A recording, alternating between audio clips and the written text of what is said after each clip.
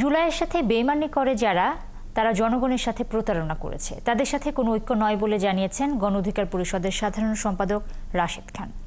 বিকেলে রাজধানীর পুরনো পল্টনে গণ অধিকার পরিষদের বিক্ষোভ সমাবেশে সব কথা বলেন তিনি। এ সময় সরকারের নিরপেক্ষতা নিশ্চিতে এনসিপির প্রতিনিধি আসিফ মাহমুদ, মাহফুজ আলম এবং ঢাকা দক্ষিণ সিটির প্রশাসক মোহাম্মদ এজাজের পদত্যাগের দাবি জানিয়ে বর্তমান সরকারের কতিপয় উপদেষ্টা আওয়ামী লীগকে পুনর্বাসনের চেষ্টা করছে বলে অভিযোগ করেন। বলেন, নির্বাচনের আগে বা পরে জাতীয় সরকার প্রতিষ্ঠা ছাড়া এই রাষ্ট্রকে জনকল্যাণকর করে গড়ে তোলা যাবে না। তাই আগামী সেপ্টেম্বরের মধ্যে তফসিল ঘোষণা করে ডিসেম্বরের মধ্যে জাতীয় নির্বাচন আয়োজনের দাবি জানান তিনি।